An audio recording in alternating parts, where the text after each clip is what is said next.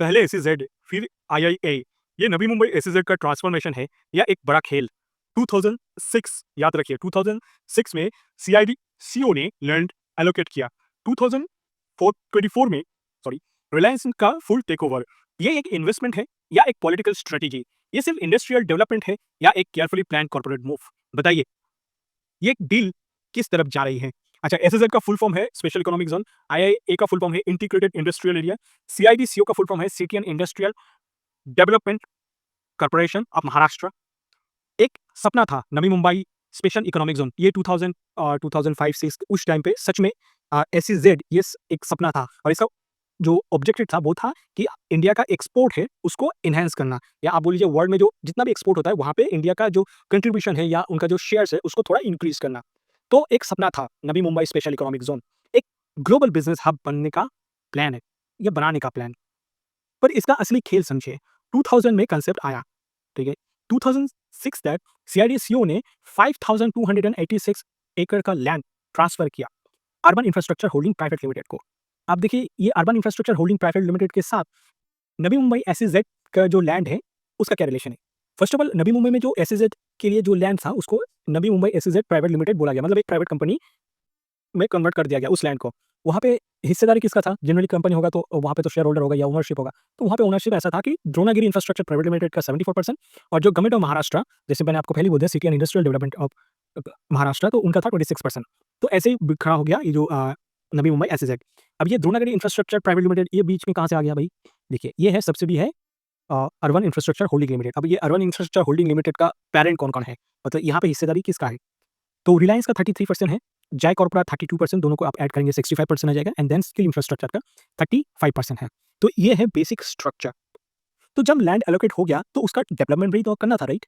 Individual जो contribution हुआ है तो वो ऑफिशियली कहीं पे भी मेंशन नहीं है, पर आप जनरली जितना पैसा ट्रांसफर हुआ है तो उसके बेसिस पे आप जब एक बेसिक एस्टिमेट करेंगे, अपार्ट फ्रॉम कोविड के टाइम पे रिलायंस का 6000 करोड़ को छोड़ देंगे तो रिलायंस का कंट्रीब्यूशन आया है और रफली 3016 करोड़ के आसपास, जहाँ पे इक्विटी है उनका 1023 करोड़ और कैश पे आया है 1993 करोड़। जय क्रॉप का टोटल कंट्रीब्यूशन हुआ है 2923 करोड़, जिसमें इक्विटी है 992 करोड़ और कैश आया है 1931 करोड़। स्किल इंफ्रास्ट्रक्चर का टोटल कंट्रीब्यूशन है 3196 करोड़, इक्विटी का है 1085 करोड़ और कैश में आया है 2111 करोड़। लेकिन अब जाय कॉर्प की जब आप बैलेंस शीट देखेंगे या स्किल इंफ्रास्ट्रक्चर का पास्ट रेपुटेशन देखेंगे, पास्ट रेपुटेशन का इसका क्या मतलब है? देखिए, आपको पता होगा 2017 में ये स्किल इंफ्रास्ट्रक्चर ने अपने आप को बैंकरप्सी घोषित कर दिया था। बेसिकली ये स्किल इंफ्रास्ट्रक्चर ने उस टाइम पे ये जो एलएफएफएस स्कैम हुआ था, तो एलएफएफएस का जो पैसा लेके ये भाग गया था स्किल इंफ्रास्ट्रक्चर। तो जब इनका बैलेंस शीट या पास्ट रेपुटेशन जब देखेंगे तो आपको क्लियरली पता चल जाएगा ये जो पूरा पैसा था, इवन जय कॉर्प का ये जो 2923 करोड़ या स्किल इंफ्रास्ट्रक्चर का 3196 करोड़, ये सब रिलायंस ने ही दिया है, ठीक है? इसको थोड़ा और एक एंगल से इसको समझते हैं। तो इस बात को पक्का करने के लिए मतलब क्या है कि रिलायंस ने अपना जो पकड़ है वो बहुत मजबूत किया था, ठीक है? ये द्रोणागिरी इंफ्रास्ट्रक्चर प्राइवेट लिमिटेड के ऊपर। तो रिलायंस ने क्या किया, time to time Dronagiri infrastructure private limited से बॉन्ड इश्यू करवाता गया, ठीक है? बॉन्ड मतलब क्या है? लाइक है सीसीडीज़, जो कंपल्सरी कन्वर्टिबल डिबेंचर्स, डिबेंचर्स आप सिर्फ याद रखिए ये बॉन्ड इश्यू हुआ है, ठीक है? और एक चीज़ है कि ओएफसीडी है कि ऑप्शनली फुल्ली कन्वर्टिबल डिबेंचर्स, ये 2 इश्यू किया गया। इश्यू किसके अगेंस्ट पे किया गया? वो रिलायंस के अगेंस्ट में किया गया था। तो देखिए, इसका सीधा मतलब क्या है? रिलायंस ने बिना किसी कॉम्पिटिशन के कंट्रोल मिलता रहा द्रोणागिरी इंफ्रास्ट्रक्चर प्राइवेट लिमिटेड के ऊपर। मतलब क्या है कि ये जो एनएमएसईजेड का जो लैंड है उसके ऊपर कंट्रोल बढ़ता गया, यही हुआ है। देखिए, बाकी जो स्टेक होल्डर्स था उसके पास ओनरशिप तो था, लेकिन फाइनेंशियल पावर या कुल बोल लीजिए जो डिसीजन मेकिंग पावर है वो सिर्फ रिलायंस के हाथ में ही रहा। आप एक बार फाइनेंशियल पावर सिर्फ रिलायंस के हाथ में आ जाएगा तो बाय डिफ़ॉल्ट सब कुछ सेट है, ठीक है?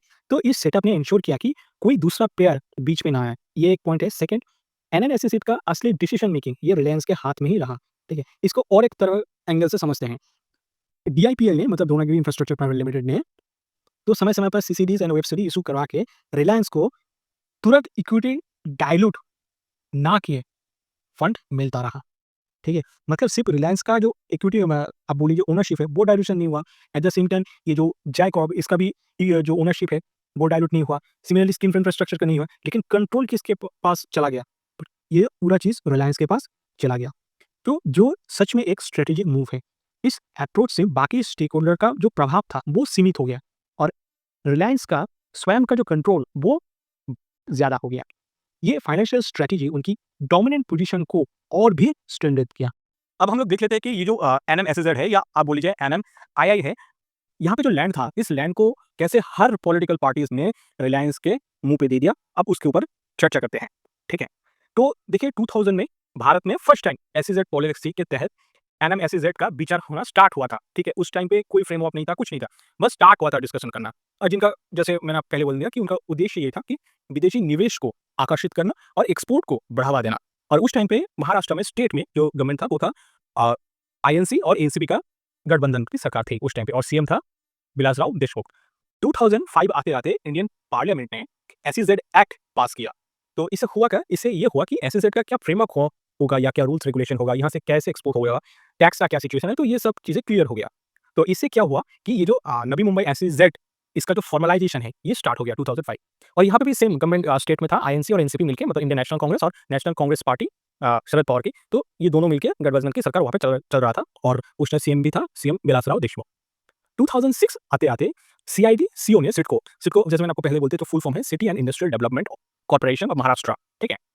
तो इन्होंने क्या किया, जो एनएमएसएज़ेड का जो ज़मीन था, उस ज़मीन को द्रोणागिरी इंफ्रास्ट्रक्चर प्राइवेट लिमिटेड को सौंप दी। अल्टीमेटली अब Dronagiri private infrastructure private limited ये क्या है? अल्टीमेटली ये है यूआईएचपीएल और ये यूआईएचपीएल ये क्या है? ये सब्सिडी है रिलायंस स्किल इंडिया और जैकहॉट का, ठीक है? और यहाँ पे भी सेम आईएनसी और एनसीपी का गठबंधन का सरकार था और इस टाइम पे भी जो सीएम था वो था विलासराव देशमुख। अब आ जाते हैं तो देखिए यहाँ से एक पॉइंट याद रखिए 2006 में 5-6 ईयर्स के दौरान लैंड ट्रांसफर हो गया था। लेकिन 2013 आते-आते उस लैंड के ऊपर ऑलमोस्ट कुछ भी काम नहीं हुआ था, ठीक है? तो 2013 में महाराष्ट्र गवर्नमेंट ने एसईजेड को इंटीग्रेटेड इंडस्ट्रियल एरियाज़ में बदलने की अनुमति दे दी, ठीक है? मतलब वहाँ पे जितना भी महाराष्ट्र में जितना भी एसईजेड था, उनको स्टेट गवर्नमेंट चाहे तो उसको इंटीग्रेटेड इंडस्ट्रियल एरिया में कन्वर्ट कर सकता है, ठीक है? इसके लिए जो परमिशन चाहिए था वो दे दी। पर एनएमएसईजेड को ये ऑप्शन उस टाइम पे नहीं मिला, ठीक है? और यहाँ पे वो गवर्नमेंट था वो था गठबंधन का गवर्नमेंट था, एक आईएनसी एंड एनसीपी का गठबंधन और इस टाइम पे बस सेम चीज़ था पृथ्वीराज चौहान था, ठीक है? तो एक्चुअली सीएम पृथ्वीराज चौहान या आप बोलिए कांग्रेस गवर्नमेंट ने ये किया कि रिलायंस को एक जो एग्जिट ऑप्शन होता है ना, वो एग्जिट ऑप्शन ओपन कर दिया, ठीक है? अब 2008 अब आ जाते हैं 2018 में क्योंकि 2018 तक भी उतना कुछ काम नहीं हुआ। 2018 में महाराष्ट्र गवर्नमेंट ने ये लोगों ने बहुत सारा क्रिटिसाइज़ किया, आप देखिएगा बहुत सारा प्रोटेस्ट ये सब चल रहा था उस टाइम पे। तो उन्होंने क्या किया लोगों को शांत करने के लिए जो एनएमएसएज़ेड है, तो वहाँ पे जो प्रोमोटर्स था उन लोगों के ऊपर ऑलमोस्ट 250 करोड़ का एक लेवी लगा दिया, ठीक है? क्योंकि उन्होंने ये बताया कि जो एसईजेड है उसका कुछ काम हुआ नहीं, जो डेडलाइन्स था वो सब मिस हो गया, तो जिसके कारण उन्होंने ये लेवी लगा दिया। और इस टाइम पे गवर्नमेंट कौन था? ये था बीजेपी का गवर्नमेंट था, जहाँ पे जो सीएम था वो था देवेंद्र फडणवीस, ठीक है? अब आ जाते हैं 2019 में। 2019 में रिलायंस ने ये जो जितना लेवी लगाया था उसका पालन करते हुए ऑलमोस्ट 2180 करोड़ पेमेंट कर दिया फॉर 4000 एकर्स। वो जो टोटल लैंड था आई थिंक वो लैंड था 5286 एकड़ का, लेकिन रिलायंस ने 4000 एकड़ के लिए 2180 करोड़ वो पेमेंट कर दिया, ठीक है? अब 2019 के बाद आ जाते हैं 2020। याद रखिए ये 2020 भी बहुत इंपॉर्टेंट है। तो इस टाइम पे महाराष्ट्र सरकार ने एनएमएसईजेड को एनएमआईआईए में ट्रांजिशन के लिए अपनी जो स्ट्रैटेजी है उसको समर्थन कर दिया, ठीक है? अब इस टाइम पे सत्ता में कौन था?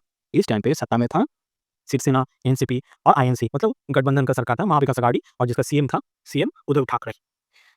तो जब ये 3-4 मेजर डेवलपमेंट आप थोड़ा भी इसको एनालाइज़ करेंगे तो आपको एकदम क्लियरली पता चल जाएगा कि कैसे किसी ने ऑब्जेक्शन नहीं किया, ठीक है? किसी ने ऑब्जेक्शन तो ये किया नहीं और हर किसी ने क्या किया कि जो लैंड है उस लैंड को रिलायंस के प्लेट में डाल दिया।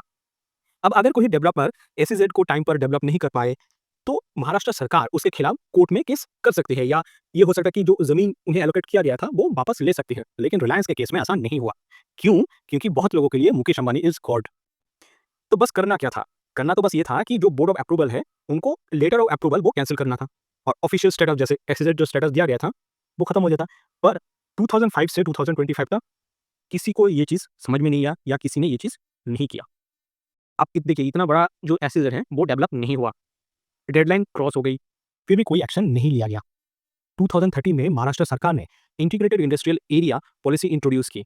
तो इससे क्या हुआ? एसईजेड डेवलपर्स को एक एग्जिट का ऑप्शन मिल गई। ये पॉलिसी रिलायंस के लिए एक ईज़ी वे आउट बन गई। एसईजेड के स्ट्रिक्ट रूल से बचने का एक सिंपल तरीका मिल गया, बिना किसी बड़ा नुकसान उठाए। अब थोड़ा बात कर लेते हैं स्किल इंफ्रास्ट्रक्चर के ऊपर, ठीक है? नाउ एज्यूम अगर आईएलएफएस का जो पैसा सच में स्किल इंफ्रास्ट्रक्चर के थ्रू एनएमएसईजेड तक पहुंचा, तो एक बड़ा सवाल उठता है, क्या रिलायंस जानबूझ के स्किल इंफ्रास्ट्रक्चर के थ्रू एनएमएसईजेड को फंड कर रहा था? जबकि रिलायंस को स्किल इंफ्रास्ट्रक्चर की फाइनेंशियल प्रॉब्लम्स का पूरा पता था। रिलायंस एक बड़ा स्टेक होल्डर था और ऐसे में ये मानना मुश्किल है कि उसे स्किल इंफ्रास्ट्रक्चर की वीक फाइनेंशियल पोजीशंस और डेब्ट रीपेमेंट की इनकैपेबिलिटी के बारे में नॉलेज नहीं थी। ये मानना बहुत मुश्किल है। मतलब सीधा ये समझ आ जा सकता है कि स्किल इंफ्रास्ट्रक्चर सिर्फ एक पॉन था जिसके थ्रू एनएमएसजेड का डेवलपमेंट फंड किया गया, बिना रिलायंस के बैलेंस शीट पर सीधा इम्पैक्ट डाले। प्लान ये हो सकता है कि स्किल इंफ्रास्ट्रक्चर को लोन्स लेने दिया जाए, उसके नाम पर डेप बढ़ने दिया जाए और जब स्किल इंफ्रास्ट्रक्चर अल्टीमेटली डिफॉल्ट करे तो बर्डन कहीं और शिफ्ट हो जाए। और जब तक ये होता तब तक रिलायंस एनएमएसजेड पर अपनी पकड़ और मजबूत कर चुका होता। इसका मतलब ये है कि फंडिंग का ये पूरा सेटअप कई फाइनेंशियल रिस्क नहीं बल्कि एक वेल प्लान स्ट्रेटेजी थी जिसमें रिलायंस को प्रॉफिट मिला और लाइबिलिटी किसी और की सर पे पहुंच गया। एक तरफ पैसा भी आए और दूसरी तरफ रिस्क भी अवॉइड हो गया। Smart move, right? तो ये स्मार्ट मूव है या मैनिपुलेशन, कमेंट सेक्शन में जरूर बताइए। और ये सच में सोचने वाली बात है, राइट? 13 दिसंबर 2024 रिलायंस ने 57.12 करोड़ शेयर्स खरीदे सिर्फ 28.50 पर शेयर के भाव पे। देखने में तो एक सिंपल सा एक्विजिशन लगता है या सिंपल सा ट्रांजैक्शन है, पर अगर जरा गहराई से देखें तो ये सिर्फ एक डील नहीं, एक स्ट्रेटेजी थी, एक ऐसी खेल जो कई सालों से खेला जा रहा था। पिछले 20 सालों में एनएमएसईजेड से एनएमआईआईए तक का जो सफर सिर्फ एक इंडस्ट्रियल प्रोजेक्ट का एवोल्यूशन नहीं, एक पूरी दुनिया का बदलाव था। क्या ये सच में विकसित भारत का सपना है या एक अधूरी कहानी? सिडको ने, सीआईडी ने अपना पहला हक छोड़ दिया, जो एक फॉर्मल प्रोसेस होता है, लेकिन सवाल ये उठता है कि क्या ये सिर्फ एक लीगल प्रोसीजर था या पहले ही तय किया गया एक फाइनल मूव, जैसे कोई चेस बोर्ड पे पहले से ही हर मूव लिख रखी है। 13 दिसंबर 2024 ये तो बस एक तारीख थी जो हेडलाइंस में आई, पर ये खेल तो तभी से शुरू हो गया था जब रिलायंस ने इनडायरेक्टली स्टेक लेना शुरू किया। स्किल इंफ्रास्ट्रक्चर, चाय कॉर्प, सभी प्लेयर्स एक बड़े कैनवास का छोटा हिस्से थे। डेप कहां से आए, लोन किसने दिया, क्या ये जानबूझकर किया गया एक स्ट्रेटजी थी जिसमें किसी और का नुकसान और किसी एक का फायदा लिखा था, जिसमें किसी और का नुकसान और किसी एक का फायदा लिखा था? अगर आपका जवाब हाँ है तो और एक सवाल बनता है, फिर कोई एक्शन क्यों नहीं हुआ? रिलायंस इंडस्ट्रीज सिर्फ एक कंपनी नहीं है, एक पूरी शक्तिशाली सिस्टम की हम लोग बात कर रहे हैं। ऐसा नहीं है कि मुकेश अंबानी जी ने कुछ इलीगल किया या कुछ इलिजिटमेट किया, लेकिन सिस्टम का स्ट्रक्चर ऐसा है कि हर छोटी बड़ी रोड ब्लॉक उनके फेवर में बेंड हो जाते हैं। जिस तरीके से रिलायंस ने एनएमआईआईए पे कब्जा की जमाया, वो एक मास्टर स्ट्रोक था। पैसा इन्वेस्ट भी रिलायंस ने किया, टैप के लिया स्किल इंफ्रास्ट्रक्चर ने, और डिफॉल्ट होने के बाद भी ओनरशिप फिर से रिलायंस के पास आ गई। क्या ये एक परफेक्ट फाइनेंशियल चीज गेम नहीं है? बताइए। मुकेश अंबानी को नेक्स्ट टू गॉड कहना एक एक्सेक्रेशन लग सकता है आपको, पर जब आप देखेंगे कि एक एसईजेड जो कभी डेवलप नहीं हुआ, उसके बावजूद कोई एक्शन नहीं लिया गया, तो ये कहना गलत नहीं लगता। बस बोर्ड ऑफ अप्रूवल को LOA, letter of approval cancel करना था और एसईजेड ऑफिशियली खत्म हो जाता। बस एक अप्रूवल का कागज साइन नहीं हुआ और गेम रिलायंस के हाथ में रहा। 2025 तक की कोई एक्शन क्यों नहीं हुआ? कोई अकाउंटेबिलिटी नहीं, क्यों नहीं? ये पावर नहीं तो और क्या है? 2013 में महाराष्ट्र गवर्नमेंट ने आईआईए इंट्रोड्यूस किया ताकि एसएसएफ वाले एग्जिट ले सके। समझिए कि एक इमरजेंसी एग्जिट का रास्ता खोल दिया गया था उस टाइम पे। रिलायंस के लिए एक वेल बैंड बैकअप, एक ऐसी सॉफ्ट लैंडिंग जो सिर्फ बड़ी कंपनीज के लिए होती है। जनरली आम इंसान के लिए ये फैसिलिटी अवेलेबल नहीं होती। आप न्यूज़ पढ़ेंगे, हेडलाइंस देखेंगे, रिलायंस ने 5,286 एकड़ की इंडस्ट्रियल जोन पे अपनी पकड़ मजबूत की, पर इसके पीछे कितने लोगों की कहानियां खत्म हो गई, कितने सपने उस मिट्टी में मिल गए जिसमें कभी उनका हक था? क्या ये सिर्फ प्रोग्रेस है या एक और चैप्टर जो हमें सोचने पर मजबूर करता है? With this note, let's wrap up this video for today. Thank you guys for watching this video till the end. आपसे मुलाकात होगा नेक्स्ट वीडियो पे। Till then, bye bye.